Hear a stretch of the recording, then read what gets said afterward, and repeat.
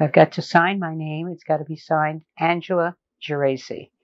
But anybody else knows me as Jean, or everybody else knows me as Jean. And Jean all my life. Where did Jean come from? That's goes way back to my grandmother and my mother having a discussion about what to call me. My mother didn't like Angelina, and so she just called me Angela Ann. So this is your mom. And how they twisted it around, I don't know, but I became Gina. And I've been Gina all my life. Okay. Did you have any other nicknames or pet names that family members called you? No. Okay. Not really. What's your present family situation? My present family situation.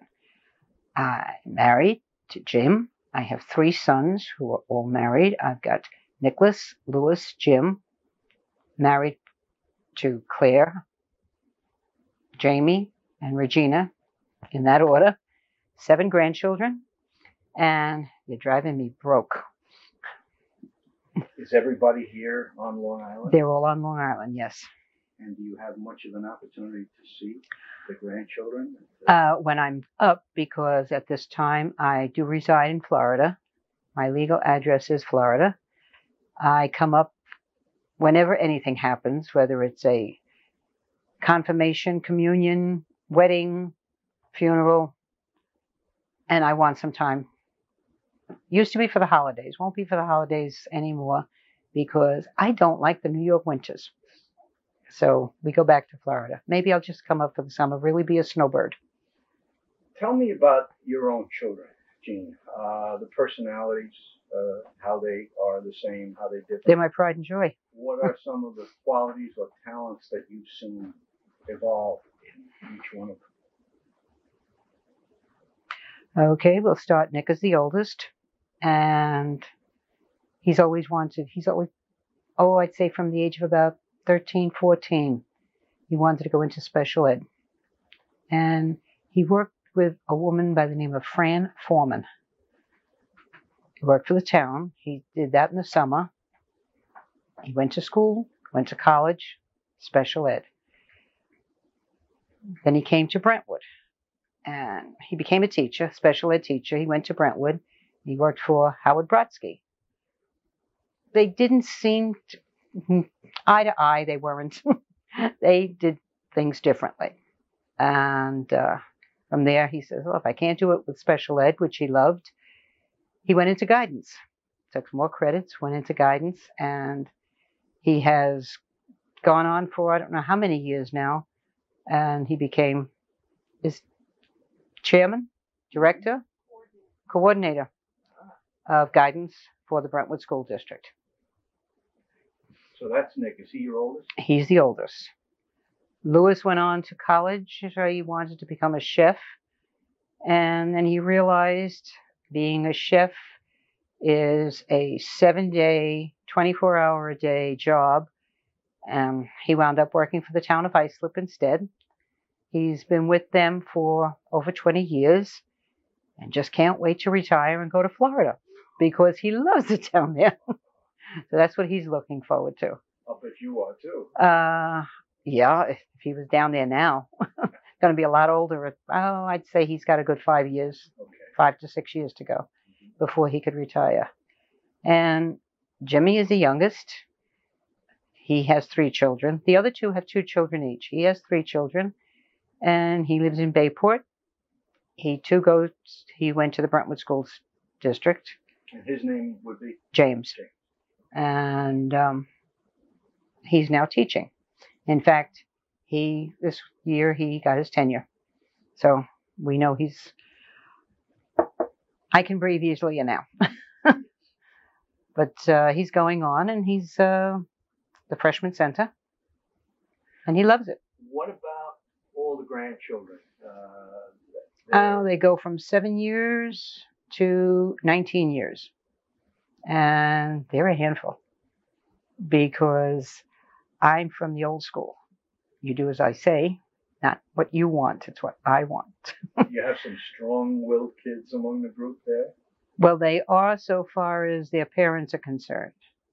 But when Grandma comes over, they either do what Grandma says or they do what Grandma says. I'm sure they turn around and do what they want when I'm not looking. But while I'm there, they're all respectful and they're all loving. How old is the oldest grandchild? 19. There's two 19-year-olds. Two. A 15 and 16-year-old. And Jacob, I think, is 9, and the girls are going to be 7, or they are 7. Okay. They're the twins. Do they take after their parents in the terms of their abilities or the qualities that they have, or the talents that they're manifesting already at their ages? Can you see any family traits? It changes. I mean, I've heard them wanting to do what their parents do when they were small and as they grew up. But so, like Joanna, she always wanted to follow in her mother's footsteps, who happens to be in charge of physical therapy at Stony Brook. And she always wanted to do it. She was going to work like that. But then she found out you have to have some sort of a medical background. And you have to know what a cadaver is. And you have to look into it and find out where a lot of things are. And all she did was go, that's not for me. But that goes all the way down to my youngest grandson, who wants to be a paleontologist. Is that right? That's what he tells me. Ever since he was knee-high to a shin bone, he wants to be a paleontologist. This is okay. We tried talking him into, oh, maybe he could even be a doctor. And he says, you got to cut up people. And I don't want to do that. I said, okay, he's better off with what he'll find in the ground already. There's no money in it. But he's happy with it. And if he's happy, we're happy. Let's talk about you. Where were you born? When were you born? Let's go back to your origins. Born 70 years ago in Brooklyn. What part of Brooklyn? Red Hook, Erie Basin. Very different today. It's not there. It's not there. We were talking about this only the other night. My brother and my sister, we happened to be together, and he says, maybe we can go back. I says, not unless you want to cry. Because I went all the way back. I stood right on the corner of where the school was, and the house where my aunt lived, it's not, that block is gone. The house where I lived and my grandfather lived, that's all gone. So I just stood there and I cried. I said, you could look from there, you could see the East River. There's nothing. But then he told me, he says, that's being sold right now. He says, it's prime land. I said, for what? I said, it's ridiculous, but that's what they're doing. Prime land right now. But I cried, and I saw all that. And from there, as I grew up, we moved to one of the first families to move into what is now, they call the projects. And I lived in the projects. And I thought that was the greatest thing for any child to grow up in. Because in one building of 24 families, you had every race, creed, religion, and you lived with everybody. You never knew that anybody was something different. You just did favors for them. This would have been in the 50s, Jean, right? After the war? No, during. During the war? Yes, during the war. Oh. The Red Hook projects, because my brother was born, we were in the projects. I was in the 3rd grade when we moved into the projects. Okay. So I figure I was about 7 years old. Right. So it's gone back a while. I was born 32, 7 years, you figure in the 40s. Okay. And it was great. And we kept it clean. We kept it neat. We had to wash the hallways. We had to clean the stairs. We did not go on the grass. We had a place to play. And this is what we did. We had block parties that I could still smell the different foods from, you name it, whether it was Italian, Spanish, I'm just trying to think of the people. The Barreros, Lipschitz with the Jewish food. You name it, we had it. Polish food was delicious. And it was, you lived together. It was great. You had community as well. Oh, yeah. That was a family. A lot of people who move from New York or within the confines of the 5 boroughs and then move to Long Island don't know what community is after they've moved here because it changes. It's different. Somewhat. You bring a lot of that with you, though. Okay. Because when we moved here, it was 60s. Oh, this is well, I'm going now from the projects to moving out to Long Island is a big difference. I mean, I had to go through school and got married. And when I first got married, I still lived in Ridgewood, Queens with my husband. We had the 2 children, and I just didn't like living in a tenement house. This got me. We were able to move out to Long Island. And do you have from that earliest part in Red Hook, do you have any particular fond childhood memories other than what you've already told us about? I don't think I could talk about that. No, we used to play games. I mean, many childhood memories up there. I remember my mother coming home with my baby brother, and I picked him up, and I almost dropped him because she came in and she scared me. And I'm holding him, and I almost dropped him. If I had known then what I know now, I probably would have. But no, I couldn't because I could never pick him up now. I was with him only yesterday, and no, I love him dearly.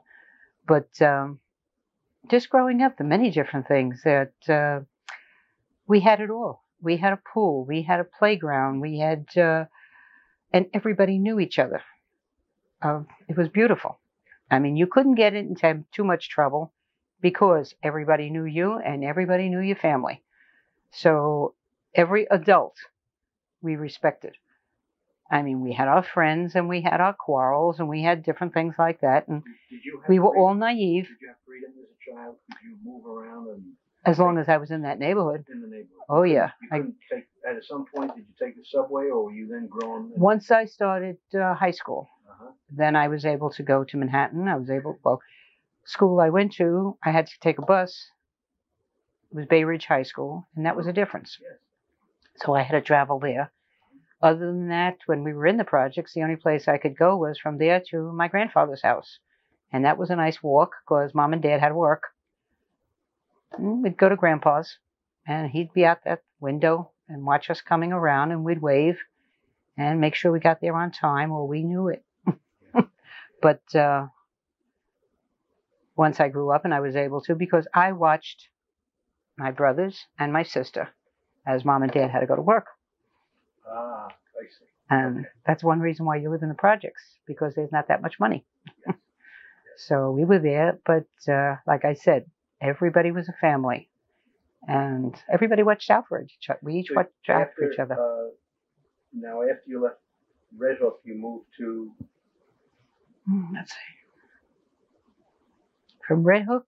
Richwood. Did you say Rich? We went to Ridgewood, Ridgewood, Queens. My dad, with his savings, was able to buy a small, we call it candy store. Mm-hmm. It was a little soda fountain and candy, and then they started making sandwiches later on, mm-hmm. and that was in Ridgewood. I'm trying to think of the name of the street, and I can't right now. Would that have been within the 50s now, Gene, or would that have been later? 40s. 40s. That's still in the 40s. I graduated in 50, and I was in high school. Yes, I graduated, and he still had the store at that time when I graduated high school. During the war, he did not. He wasn't in the military. No, he wasn't in the military. Okay. My dad, he walked with a very pronounced limp. I see. I thought all fathers came that way, yes. so yes. because he always had it. I finally found out he got it as a child by slipping on a banana peel.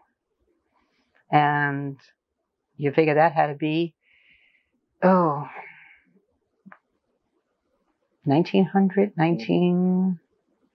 he was born 1905, so you figure within the first 10 years. And at that time, they shipped him out to St. Charles Hospital. Wow. And at St. Charles Hospital, they put him down, put a cast on it to see if it would mend. It mended all right, but not the right way. And he had that limp all his life. I want to ask you about your mom. What was her maiden name? Khalees. Her maiden name was Khalees. And where was her family from originally? Originally from Italy. A certain part of it you're aware of? The Isle of Ischia. Ischia. And where would Ischia be? Is that in the Adriatic? No, it's on the other side. It's right beside Capri. You more or less see one another. Okay. Have you ever been there? Oh, no, but that's one of my dreams. Is that right? Oh, yeah. I probably will never do it, but not at this time, no. No? No. Because I'm sure it's changed too much. Tell me what you know of your family's history on the mother's side.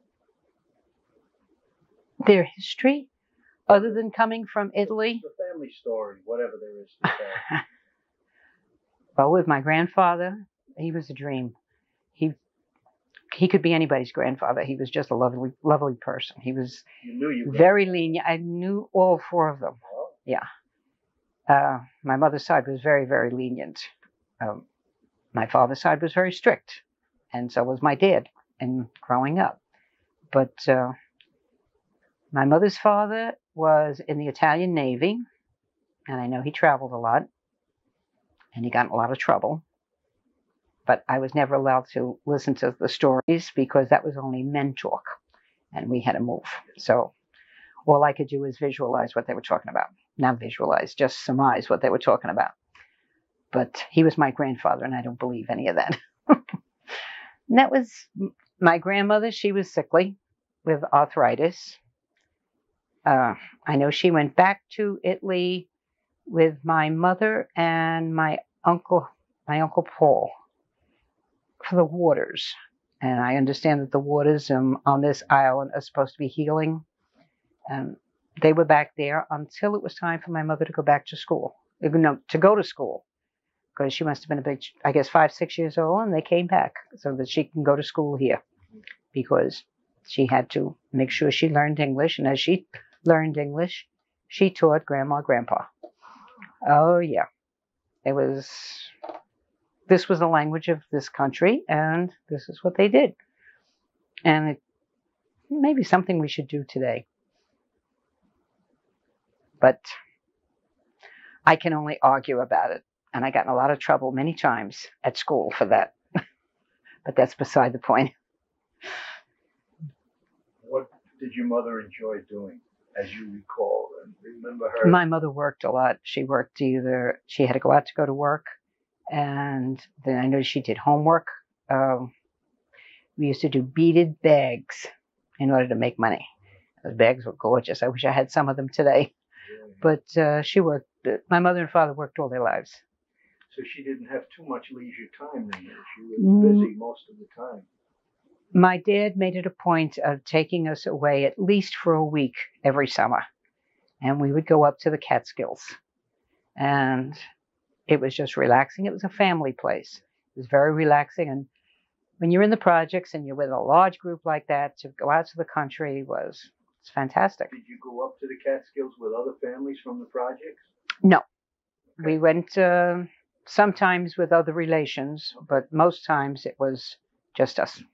Now, you said your father was strict. He tended to be on the strict side. Yes. What else can you tell us about your dad? What kind of a guy was he? Besides strict, he was loving, but he never showed it. His side of the family could never show their emotions. And as he got older, then he did. And I'm saying, what a waste. It was something we should have done a long time ago. But that was him. But that was his family. Yeah. His parents were like that. Whereas my mother's parents were constantly hugging, kissing, arguing, fighting, just having a ball. He didn't do that on my father's side.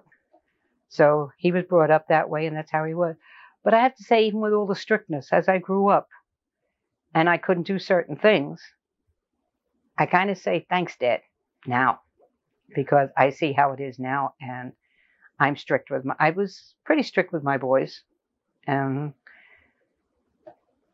they're a little more lenient, but I see it every once in a while now that some of the girls, they're teenagers, and now they know what I was talking about. Well, kids want that at a certain point, too.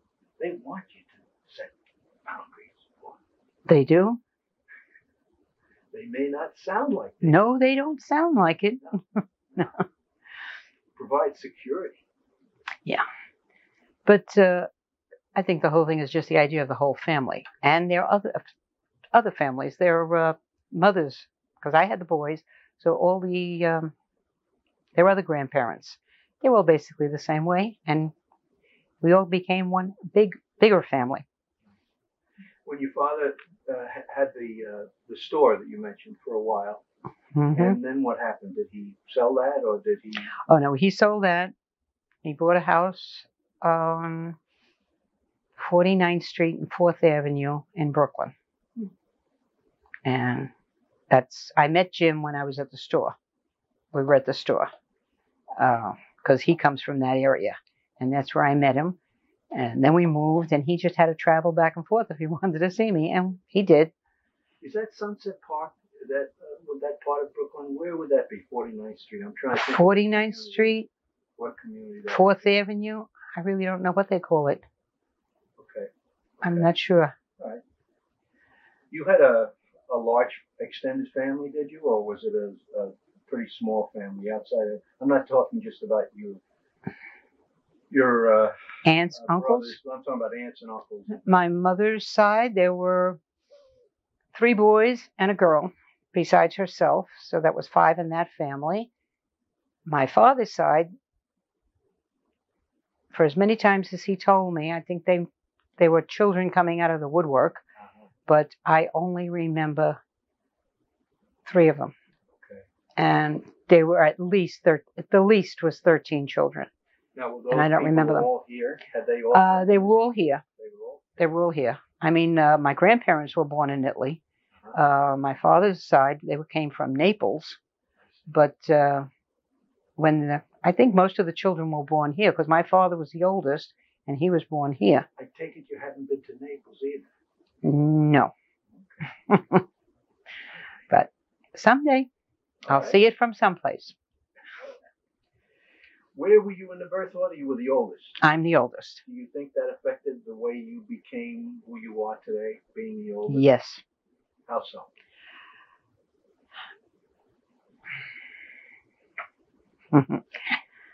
It's something just hard to talk about. I know that I'm tired of giving out orders, and I've done it. My husband is always telling me, you're not their mother, but I still watch out for my brothers and sister, and I do it. That's a habit of a lifetime. Mm-hmm. What did your brother? What has your brothers? What have your brothers taught you? What have you gotten from them? Love, respect, and that's all I ever want. Jean, what's the most difficult thing you've ever had to do? Besides this interview? I think move to Florida. You don't have any family that surrounds you down there. I do have my brother Thomas down there. I see. Okay. Yeah, he was down there for quite a while. He's down there. And my husband's Jim, his sister is down there. So there are people down there. And we have made many friends down there. Sure. But you do have some family down there. Just my brother and his sister. Okay. And we wait for the rest of the family to come down. But Camilla, Shirley, Audrey, maybe we'll get together this fall. Okay. Other than your parents and your that you've mentioned, and you mentioned knowing your grandparents too, and having been fortunate in having had that experience, all four of them. Were there other adults that had a strong influence in your life, like close family friends or neighbors, people that really provided the kind of mentoring or nurturing for you as you were growing up? I think I took a little bit from my two aunts, one on my mother's side, one on my father, and just different things that they may have taught me or said to me, uh, but no one else. I can't think of anyone else right now. At some point along the line, life directed you in a certain career path. Was there a person responsible, perhaps, for guiding you in that direction, or was that of your own? Well, so far as my career path, what I wanted to do was travel. I love the idea of traveling. And when I was leaving high school, Dad says, well, there's no such thing as college for a girl. At that time, college was for boys, not for the girls. So, but I said, I got this paper because they had someone come down to school, and I aced the Italian, I aced the English, everything was fine. I had the height, the weight. I wanted to become a stewardess. I said, I can travel. And my father looked at the paper and said, you know what kind of girl stewardesses are? And he ripped it up. And I went to work. Well, I've been working since I'm 13 years old, but that's beside the point. But with that, I had typing and a secretarial job. My first one was stock. They were stockbrokers. And I was what they call was in a pool. So I said, I didn't like that. I went for an interview and I got a job with a law firm. And that I fell in love with.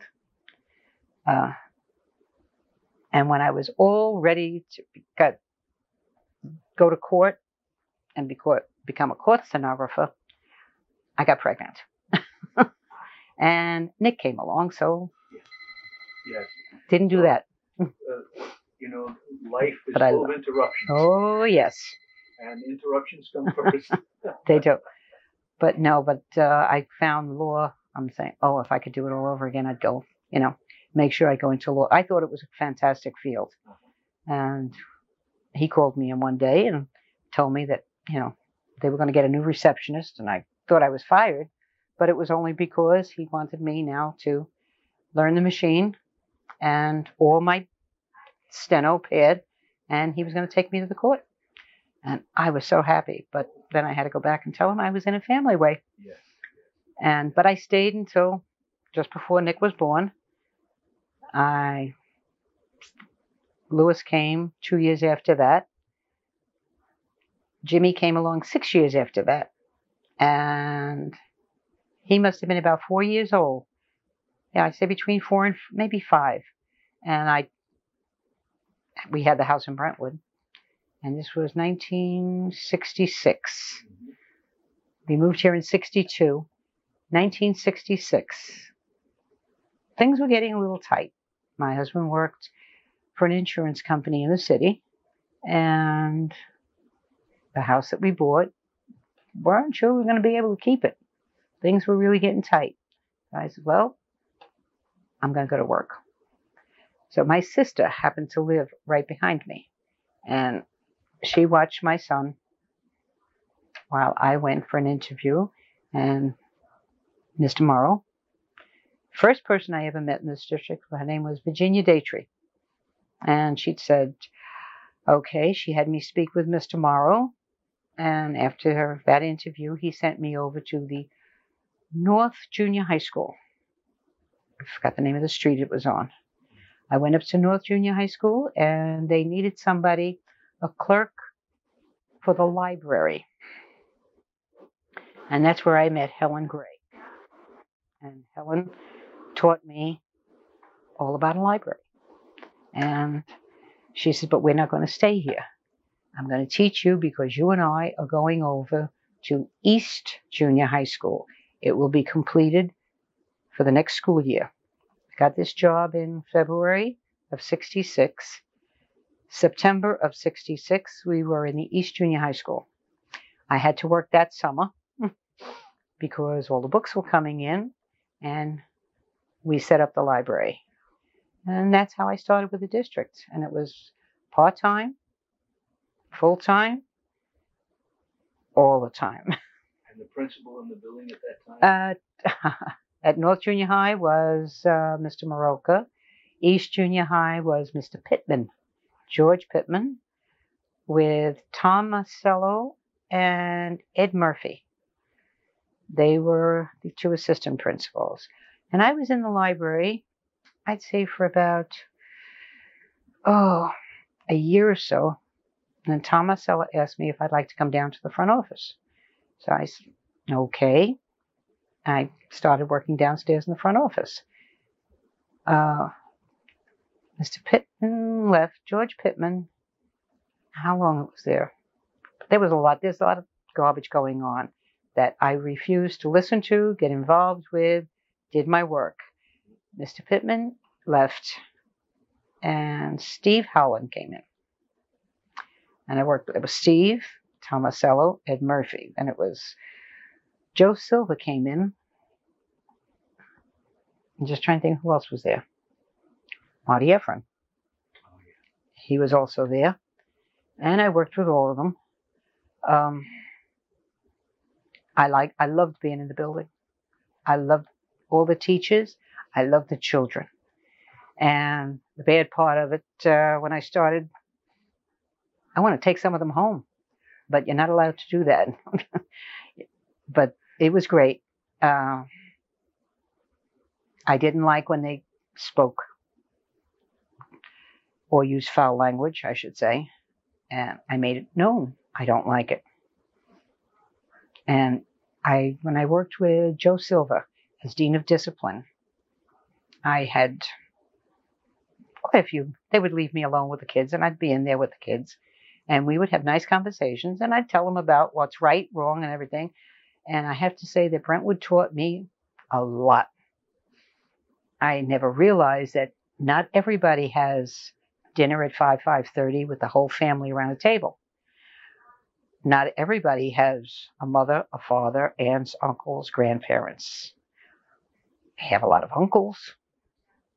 And this bothered the blazes out of me. But so I tried to teach them some of my, what do we call it? Morals. Give them a little bit of family. And they looked at me like I had two heads.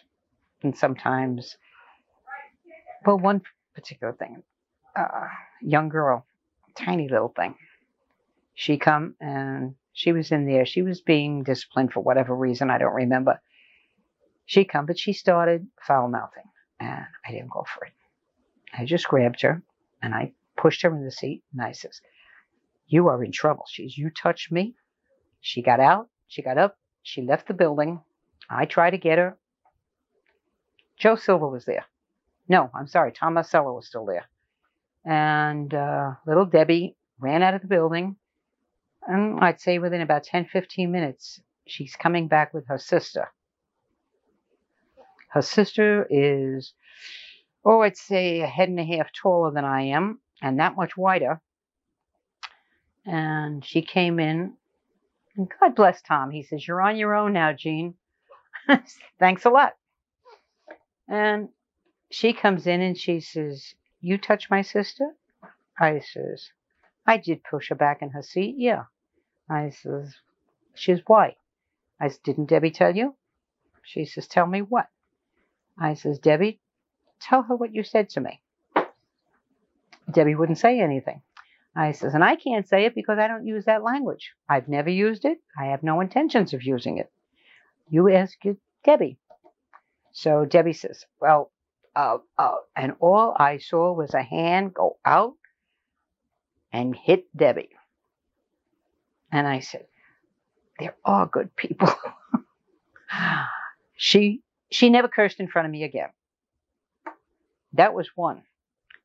We had a teacher who had a foul mouth. And I kept telling him, someday I'm going to put soap in your mouth. And he turned around, he thought it was funny. He kept it up. He kept it up. One day he was in the office, and they had that liquid soap in the bathroom. And I just got myself a handful of it, and I went behind him, and he said it again, and I put my hand in his mouth. Gary Mintz never cursed in front of me again. But that was Gary.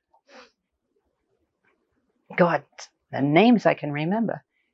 Oh, Gary.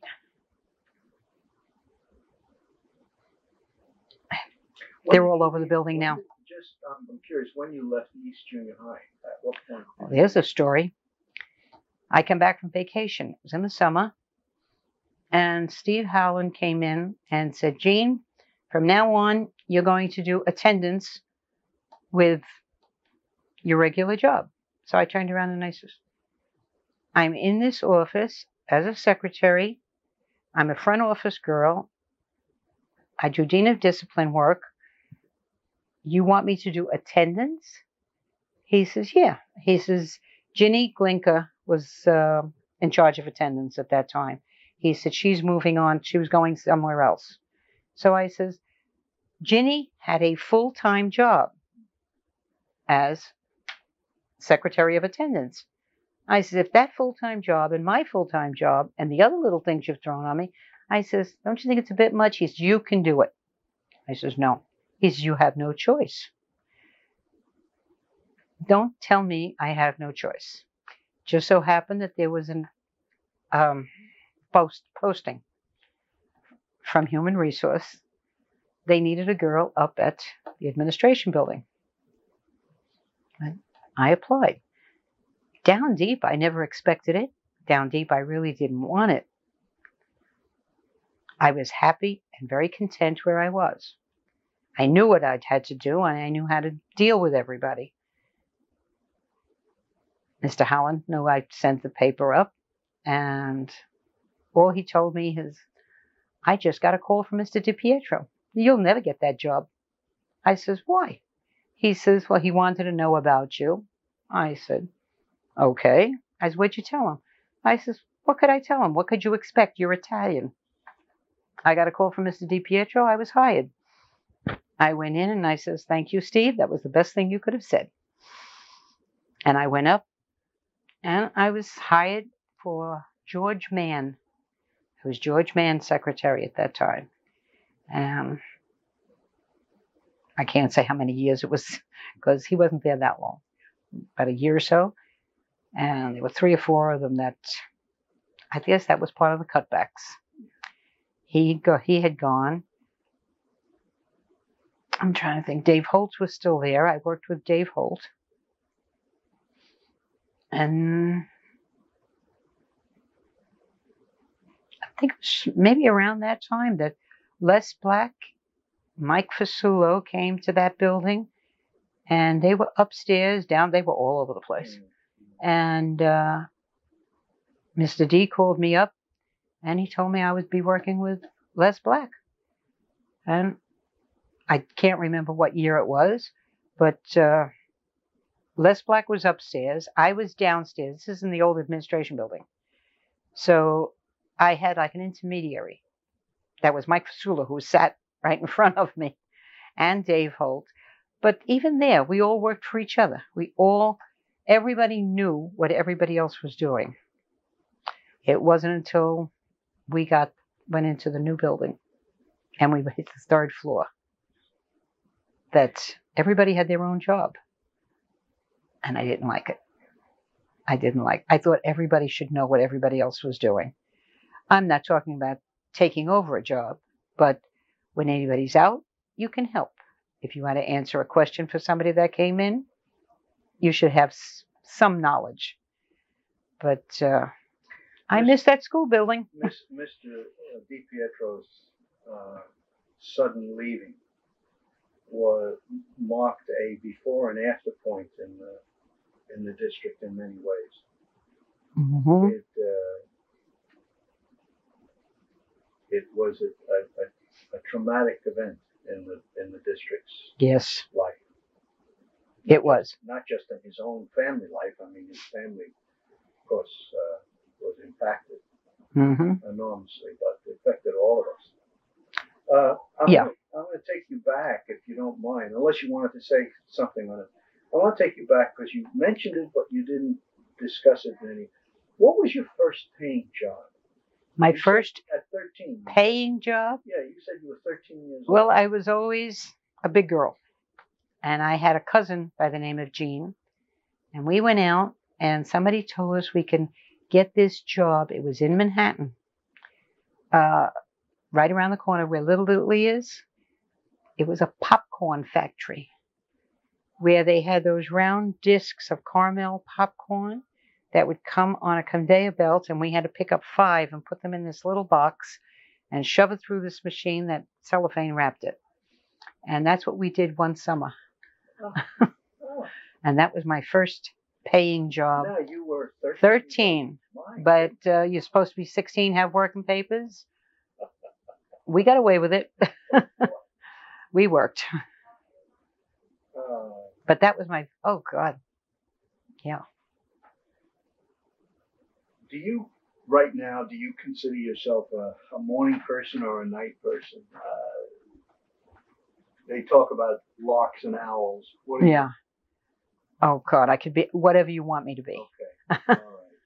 If I have to, I could stay up all night, or I could sleep late in the morning. Or if I have to, like if we're going to go on a trip someplace, I'll get up early. You mentioned the winters in New York before. I gather you don't miss the seasons that much. Well, last year, from what I gather, it was the worst one we've had. And I'm not one to get sick, but I wound up in the hospital with pneumonia last year. And I says, that's it. So my doctor here and my doctor in Florida said, I don't think you better go up when it's cold. Yeah. So I said, okay. Well, I think the fact that you can sleep when you want and get up when you want. Well, I say that, but it doesn't work out that way. Not all the time, no. Okay. There's always something going on. Now, you first came to Brentwood, you said, about 1962, I think. 62. 62, and you by 66 you had a house and you were living here. 62, we had the house. Did you come to Brentwood? Well, as I said, we lived in the city, and we decided we had the 2 boys. There was no more room in the house, the apartment, and we did want a house of our own. So we would come out every weekend because my mother and father were in Lindenhurst, and we used to come out every weekend. And we did that for a year or 2, and we started looking at different houses. And we finally saw something that we might be able to swing, and it was in Brentwood. In fact, we went. We looked at it. Where in Brentwood? Blacker Street, right off of Islip Avenue. Okay. Had no idea it was right off of Islip Avenue when we first saw it, because my aunt and I had taken a ride out, and we saw this house. I fell in love with it. No expressway then? No, nothing. And she showed me the house. We looked at it, and I said, oh, I liked it. I said, I'm going to surprise my husband. I put $5 down. We went home. He came out that Saturday, and I just started crying. I said, I just bought a house. He said, you did what? I said, I bought a house for $5. Let's go see it. And he loved it. So by then, we went there, and what we had to do was pick out a lot. Well, they showed us a map, and he says, Blacker Street will be over in that corner somewhere. All we saw were trees and trees and trees. We never saw Islip Avenue. We might have come up Islip Avenue. I don't even know. Oh, don't remember how we got there. All I know is there was a little airfield.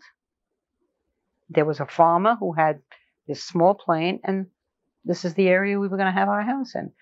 Little did I know it was about 3 blocks from Loco. But we couldn't see it when he says, over there, and all we saw were trees. But, and we were on Blacker Street for about 20 years, at least. You mentioned starting to work in the district, and you mentioned that Virginia Daytree was the first person First person I spoke to. you spoke to. Were there any questions that you were asked during an interview that? Oh, I don't remember. I really don't remember Okay. anything like that. All right. I remember being nervous What are because it's some of been the a long good time. memories you have of those early years, though, working In the school? district? Oh, I don't know, the kids, Yeah. the Okay. teachers, everything about the school. I just loved it. Mhm. I really did. You had a job description, but you also had your own reason for coming to work every day. Something that you wanted to accomplish during the course of the day that you could feel good about when you went home. What was your purpose, if you could? Are you talking about when I was in the school building Yeah. or when I was at the administration building? Okay. You tell me what you want to talk about, because that's what I want to Either hear. one. Okay. I like the idea of the school building. I like the idea of helping the kids. I loved working with the kids. All three of my boys went to Brentwood Elementary. 2 went on to St. John's. Jimmy he stayed in Brentwood. He graduated from Brentwood High School. But when I went to the administration building, there I wound up with another family. And the friends that we made there, I think we were about 13 in all, right? Yeah. And it was like a family. And we used to have the greatest coffee breaks and talk about things that we can't talk about right now. And that was so far as a purpose. Did you ever get involved in any of the organizational politics or the organizational part of work? No. Okay. That was a conscious choice on your part? Or? Yes. Okay. Each time I went between Mr. DiPietro, Mr. Morrow, Mr. Black, they had positions where they were secretive. You just had to work for that person, and that was it. Working for anybody else you couldn't do it without a confidence, or it was a big conflict. A conflict of interest. And I mentioned earlier the Three Monkeys. As a child at my grandfather's house, there were 3 little monkeys, little plaster cast, and I played with them. And then the story about the 3 monkeys. I left 3 monkeys on the desk when I left. I didn't want to leave at that time, but I left when I retired. I can't remember her name right now. Kathy. And I left the 3 monkeys on the desk. I says, Kathy, this job is yours. I says, whatever you do, just follow the rules of the 3 monkeys. I says, and you could be here forever. So with something like that, you can't get involved with some of the things on the outside. I mean, I knew about them, but you can't get involved. I didn't think you should get involved. That was it. Did either you belong to an organization, clericals, I take it? I was with the clericals, yes. But then as secretary to a superintendent, they made me a confidential, which I was still a secretary, still with CSEA. Was there ever a time when either some individual up there on the 3rd floor or an organization to which you were affiliated came to your assistance or your help when you needed somebody to help you out, and they came to help you out? Can't think of anything right now. Okay.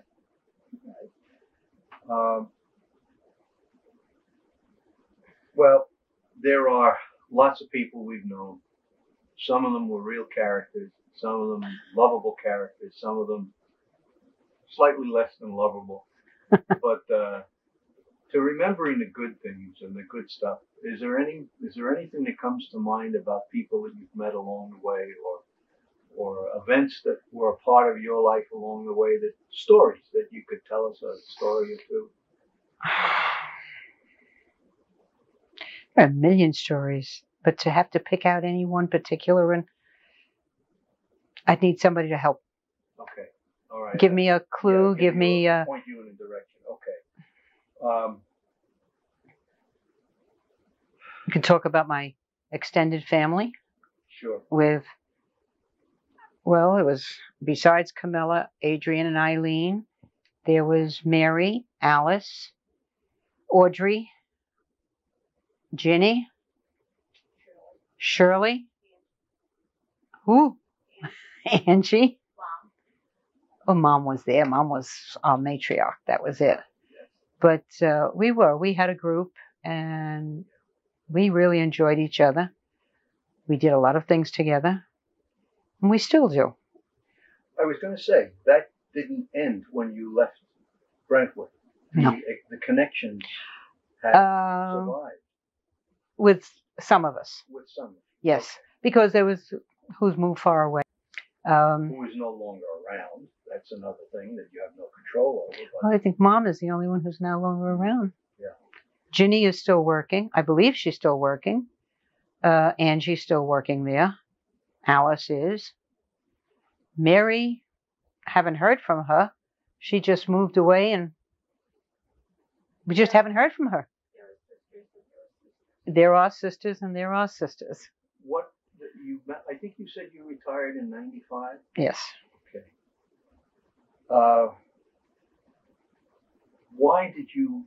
What brought you to that decision? My husband had gotten ill that year. All right, that was June of '95. Well, he got ill before that. He was operated on in May. And right there's a story. We had found out that he had prostate cancer. And there was a doctor here in Bayshore. We had an interview, and I was asking different questions, and I didn't like half the answers. So we got up, and I'm ready to walk out. And I walked out, and like, what are we going to do now? I said, we will find somebody. Don't worry about it. And like I said, everybody's a family up there. Got up there, and I called my daughter-in-law to get me a name of a good physician that she might know of through Stony Brook. I think I asked Nick to contact Claudia, because didn't Tony? He also had an operation. And I'm calling all these people, and Les leans over my shoulder and tells me to hang up. I can't, I'm getting a doctor's name. He said, hang up and call this number. And he had been in the hospital previous to this and gave me the name of this doctor. And we called him, made an appointment, and he answered all our questions. He was fantastic. Jim was very, very comfortable with him. And he did the operation, and everything was fine. And that's when I went in, and I promised Les I would stay with him for at least 5 years when I first took the job. And he turned around, he knew exactly what I was going to say. And he says, I understand. And I says, I'd like to be home with him. And I did. I retired that September. And I said, I'm sorry, I can't keep my promise, but he always wanted to go to Florida. So I retired, and we went to Florida. Where in Florida are you? I'm in Ocala, right square in the middle. Okay. Right square in the middle. It's horse country. It's beautiful country. Okay. You don't have well, I guess you do. The climate in Florida can vary from the south to the north. It's a very big state. Yes. Oh, yeah. As I say, we are in the middle. We can get cool weather. We hit that 30s. And, but as soon as it goes near 50, 40, everyone on that radio and television says, get out there and cover it. We might get a frost tonight. But if it lasts a month, that's it. It's finished. But the days, that's just in the mornings. Throughout the day, it's gorgeous. Yeah, that's a nice time. Is there, in terms of your work, in Brentwood when you were up at Central Administration. Is there something about that work, that a sense of accomplishment that you had, that you feel the best about? Was there one project or one task or one thing that you did that stands out in your memory? Standing out? Any one particular one? No, Okay. because they all blended one right into the other, depending on the time of the year, whether you had to work on a contract or work on a calendar, and one thing just went into the other. Yeah. It was a lot of fun just talking to everybody, arguing with them when you thought they were wrong, and they proved you wrong. But Are you a reader? What it do you do for depends. What do you do for enjoyment now? When you're leisure, when you can kick back, what do you like to do? Paint, Aha. crochet, read. Okay, so you. And if in fact we do, and I can get now that my husband, with what other illnesses that have come through, if we can travel, I like traveling. But I know when I go back, I've got another trip planned, and I'm going to make sure I work on that. Because, quite a while back, I went to school with somebody. Didn't last too long, but I thought we could become travel agents. And it never panned out. Okay.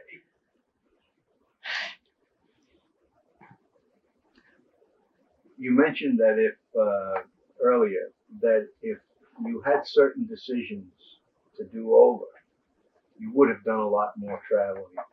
But your father, being a man of his generation, and particularly with respect to the attitude toward women in those days, mm-hmm. he made up your mind for you as far as that's for sure. The travel is concerned. Oh yeah. What do you miss most, Gene, about the Brentwood experience? The people. The people. And I've been up here now a month and a half. My son right now is in Aruba. I got a phone call. I want to know about the kids and everything else. And he turns around and says, "Oh, by the way, Mom, Jim Doig says hello." And I said, "Jim Doig?" He says, "Yeah. He was sitting beside me at the table last night." And I didn't know that Jim and my son knew each other or how they got around, but he says, "Say hello." I was at the Forum Diner in Bayshore about a week ago. I'm sitting there and someone turns around and says, "Mrs. Geraci?" And I go, "Yeah." And I look at her and I recognize her face, and sorry, but I don't remember her name. Trying to pinpoint it, and she says, "East Junior High School," which means it had to be in the 60s. And she says, "You haven't changed a bit." So I just got up and kissed her. That was the greatest compliment. But I do. I miss the people. Miss the people, miss the friends.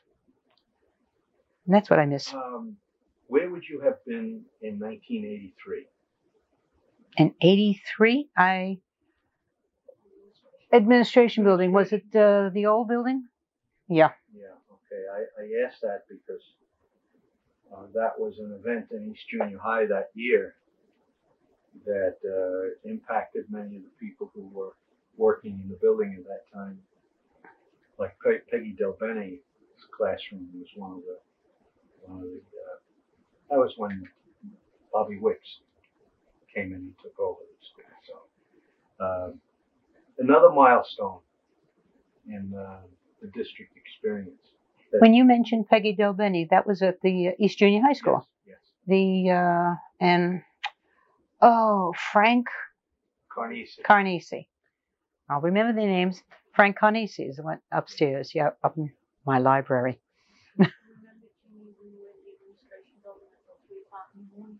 Yes. Oh, yeah. In fact, Peggy Delbenny, she was at a dinner only a short while ago, and I got a hello from her. "Say hi to Mom for me," because I remember her from East. Yeah, she was a beautiful person. Beautiful person. Yeah. Retired just a couple of years ago, finally. Yes. Gene, I don't know what else we can talk about unless there are some subjects we had neglected. This is something that will be seen, of course, by your family. and it's a vehicle for talking to perhaps new teachers, new clericals in the district who may see this at some point or snippets of it. And I'm wondering if there's any piece of advice or perspective that you might share, or a question that you'd like to ask and answer that I haven't known enough to ask you before we draw a curtain around our time together. I've given you three things there. Yeah. I've given you three. In terms of it, so far as anybody working in the district, the district has been fantastic so far as I'm concerned. I started out, I had no intentions of working for almost 30 years, but I went there because I would have lost the house otherwise. But that little bit of help brought us along. Children went to school there. I know my boys went to school while I was there, which was a no-no. You're not supposed to work in the same building that your children are. And they never called me mom in school. And they got their lumps like everybody else because mom was still Mrs. G. I'll take care of anything I have to do at home, but mom was Mrs. G in the building. Everybody, as I say, we were a family all the time. We helped each other, and the district took care of my family, took care of me, still does, like you had mentioned in earlier interviews, the different things that we were able to do. And I tell many people now, if you have a family and you need, especially at this time, you have to do something, try a school district, because you will be off when the children are off, and all you are going to get is an extended family. Well, all I can say is thank you very much for taking the time. You just made me think of a lot of things that I would never have thought of before. Well, I would have thought of them, but not all in this past hour. My father being slapped by a saint? Yes, it was. But, I mean, this would have to go day by day by day. Tell me the story. Well, there isn't any story other than he was in school and this nun came behind him and smacked him because he wasn't doing what he was supposed to be doing. And at that time, a teacher could come over and hit you. Yeah. And that teacher happened to be, who has now a saint, Mother Cabrini. So we know he must have done something wrong. Otherwise, she would not have hit him. That's great. But he says, I was hit by a saint. And just turn around and ask him, Dad, you were hit. Whether it was a saint or not, you did something wrong. He says, yeah, but I got hit by a saint. And I'm saying, that doesn't excuse the fact that you did something wrong. But we got back at him. But he was I miss. Really do. As I started to say, and I am happy to be able to say, this has been a pleasure. I want to thank you for giving us the time. Thank you. To tell the story, and I hope you enjoy it as you. Thank you for listening. Oh, I can imagine the editing that has to go on in this thing.